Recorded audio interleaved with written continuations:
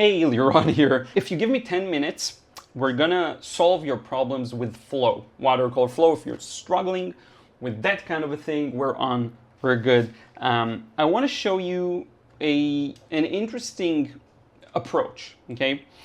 So I'm gonna actually draw with my brush. I don't know why I feel like it. You don't have to do it. I'm doing it for fun because I'm inspired to, but if you find it uncomfortable, you know, there's no reason to do that. So I'm just gonna sketch some of these grapes. In fact, let me go lighter. I don't need to go dark for a sketch. Come on. Okay. Now I just chose a random color because I know someone will wonder about that. It doesn't really matter, just like the first wash of a painting doesn't matter. You can kind of pick whatever you want, go for it, and it will end up working, okay? So if you're wondering about that, I chose something that's close to the color scheme here, of course. I didn't go for a completely random color, but you know, the specificities don't matter as much. So I have this circle of fruit here, just a bunch of them, and I think we can get started. So what would a first wash look like? So let's focus on this one, this main one. I like that one. There is a bit of a highlight there, so I can just avoid that and paint around it. And I would like to start with a bit of an orangey yellow, because that's what I'm seeing. Could be wrong, but that's what I'm seeing here, right around the center. Now, one important thing to have in mind is if you're struggling with flow, the thing that can help is to start with a lot of water. And let me get up here and show you when you can see the sheen. There we go. Can you see the sheen? There we go. I don't know why I'm struggling to find the angle, but sheen, sheen, sheen. It's pretty wet. Now you could go one step further and just do this. Just spray some water on the entire thing if you want to. Just let it spread out a bit more. And then I'm gonna just access what I have here, and I'm gonna start seeing if I can figure out what will look good. So I have a bit of my yellow and phthalo blue, because this leads to a nice rich kind of mixture of green, and that would be one single grape. I can do the same thing, just get more of this paint here and pretty much start the same way. So for example, here I don't see a significant highlight. Same here, there's no yellow here.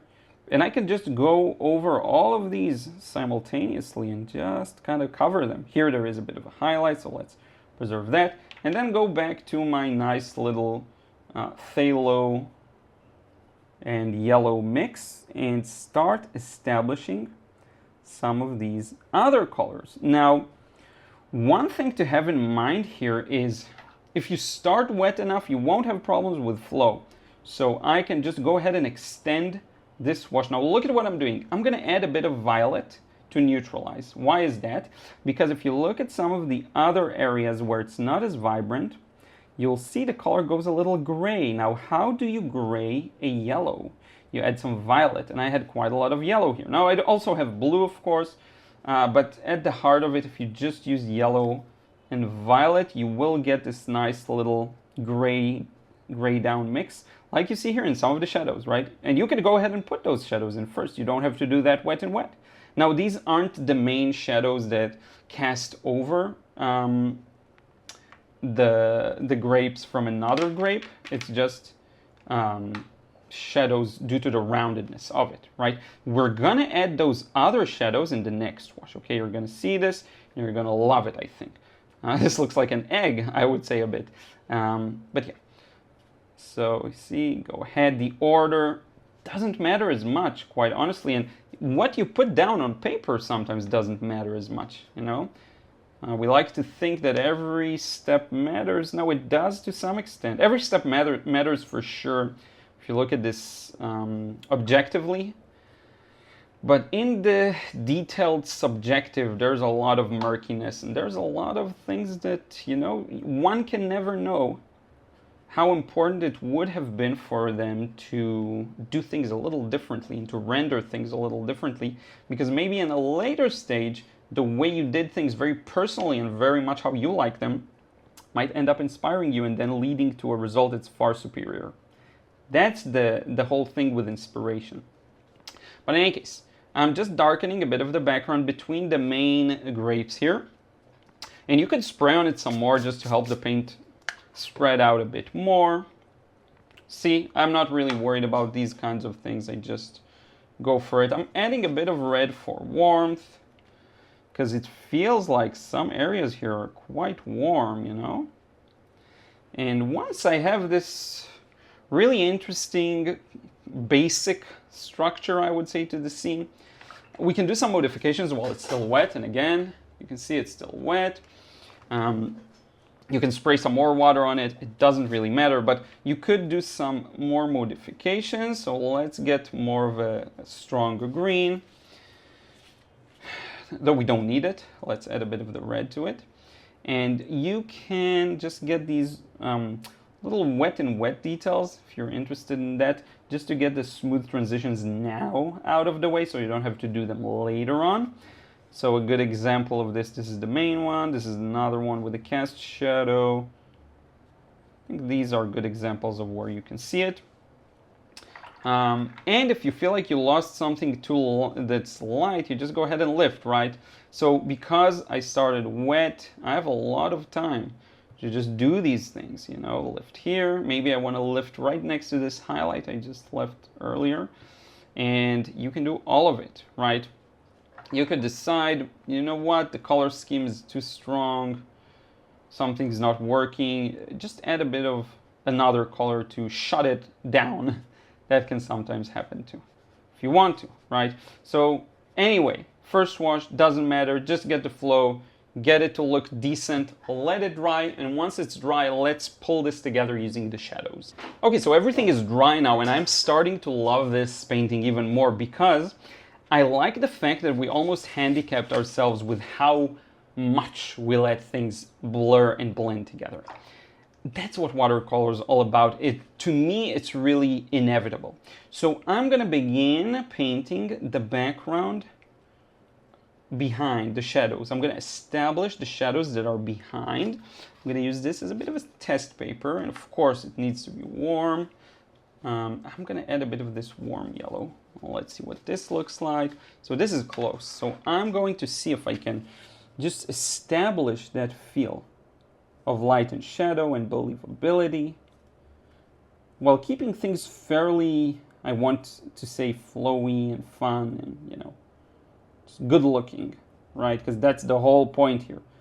So let me show you. So I'm starting to fill in the background. I aim for clarity. I want to make a very clear separation between light and shadow. So check it out. We have this shadow and the shadowy background, but then we have this little cast shadow that's a little lighter maybe, and maybe a little more green. And we can use the same opportunity to drop that down. In fact, you don't have to really make a strong separation between the two. You can if you want to. I could go darker here and show that the background is a little darker, see, than the shadow on the grape, but I don't have to. You can if you want to, though. That's the thing. You can do whatever you want. So in any case, there we go. Established some darks. Let's go back to our whatever mix here. Doesn't even matter what exactly it is. You'll notice there's a bit of a notice. Again, I'm using two brushes. Makes it a whole lot easier. More green here. And more blue. I like how this feels a little blue almost. You see? This cast shadow over here. So I wrap that up. And I'm extending this shadow all the way down here where it gets considerably darker towards the tip. So I'm gonna make it darker, like so. And now we can pivot straight from this. And you know what? Let's try something fun here. I'm gonna extend the background wash over this and then use this opportunity to add that little shadow here. See that I didn't really get. Same goes for this one, by the way, but I don't necessarily want to try and recreate each and every shadow I'm seeing here. I don't care about that really. But you see how things start to pop. So let's look at this one. This has a very interesting shadow. So we do start with a bit of a green. dark, kind of dirty green goes over here. And here we actually have a bit more of a warm feeling inside that green area. So let's lighten it up and make it a little more yellow. And you can make this effect more extreme if you want to, right? It's all up to you. You can exaggerate a lot of things and extend this wash all the way to the bottom, from where in theory you could just kind of blend it, right? So I'm coming back with a damp brush, blend that edge. You see how it starts to pop, things start to pop, even though they weren't very chromatic, weren't very colorful. Like this, for example, this grape is very neutral, right? We could, if we want to, bring it a bit back to life by adding a bit of yellow and maybe even just a bit of phthalo blue on top of it, you see, and we're kind of revitalizing it if you want to, but you don't have to. And then we have this main one that looks really good. So I'm actually going to start with the warm because I have it here. So this would be our warm mix. And then we're going to wrap it up with a bit more of a neutral mix. See, this beautiful kind of contrast. I really like that. And for the other side, just keeping it kind of bluish.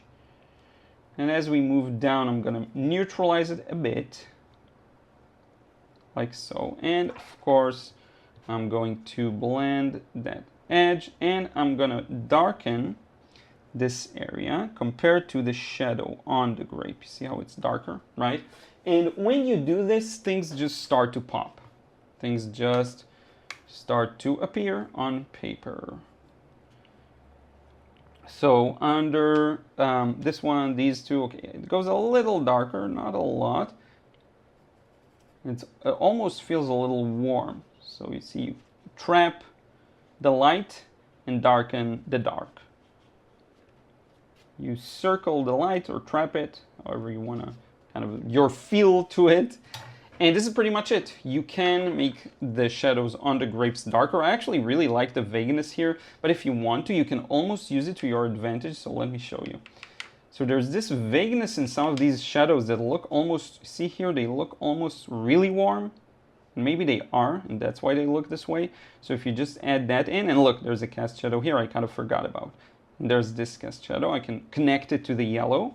And then maybe this entire thing is more yellow. Maybe this is yellow too, and then you kind of smoothen out the edge of the rounded shadow on the object, and you keep the cast shadow on from the other grape as sharp as it is. Maybe we invent one here, but you see how it starts to become alive. And by the way, we're at a very interesting point in this painting where you could just, I think, cover the whole thing with more warmth. So I'm going to use both of my, let's see if this works. This is something I've shown you before. So I'm just using my lemon yellow and my other yellow here. Something more like a new gamboge. And I'm just covering the whole thing, okay? I think both will work together well. So check it out. I'm just covering the whole thing up. And this is what's going to bring it the saturation, some of which has been lost in the first wash. And you know what? I don't really care that it was lost. I kind of liked sometimes the vagueness of it and how the colors aren't as obvious. But I get it if someone wants a more rich palette, and certainly something that's more like the photo, right? So there you have it. That's a bit more like it, right? Once this dries, it's gonna go back to being dark, by the way, but you could just help it by going like this. And in fact, what this is going to do is create some nice flow effect here. So once I put in the dark here, you see you're going to get some interesting patterns, interesting cauliflowers, which is why I say sometimes even till the last minute of the painting, you don't really know what will come out of it until you put the whole thing in context. So I think this was an important optional step, if you will, to put things back into context. If you're too lazy to lift back some highlights, you could even just, cheat a bit. I'm going to use this, and I'm going to use this happily because things are still wet, so it doesn't really matter. It's going to blend right in. So this is just a white gouache paint, designer's gouache. Check it out. I'm going to be very, very careful, though, not to overdo it. A bit of a highlight here. A bit of a highlight here, it feels like. bit of a highlight here. And quite frankly, that's it. You know, the rest doesn't matter as much. But you see how just putting it in the final context really works. I hope you enjoyed this one. Again, if you struggle with flow, look at that first wash, right? You can just go for it, let things loose. If you preserve that flow, you'll do really well. If you lose it, sometimes it's hard to get it back. Sometimes it's very possible, and I am a big believer that you can fix anything in watercolor. But if you struggle with that flow, do check out the frustration-free watercolor course, because it's exactly what I show you there. Show you exactly how to gain that freedom that flow will depend on. It's really your ability to just do this, just a couple of swishes and have it look good. And to do that kind of a thing, your mind can't be concerned with things that don't matter. And everyone's focused on things that don't matter. And 80% of everything you do is probably doesn't matter in a painting process. And that 20% is stuff that people don't think about. But in any case, thank you so much for watching. Don't forget to like, subscribe, let me know in a comment down below your thoughts. And huge thanks to my Patreon supporters. If you're not supporting me there, you're missing out on a bunch of exclusive processes. And if you do support me there, you get credits at the end of the videos. For all the people I'm super grateful for, you'll be included in that list.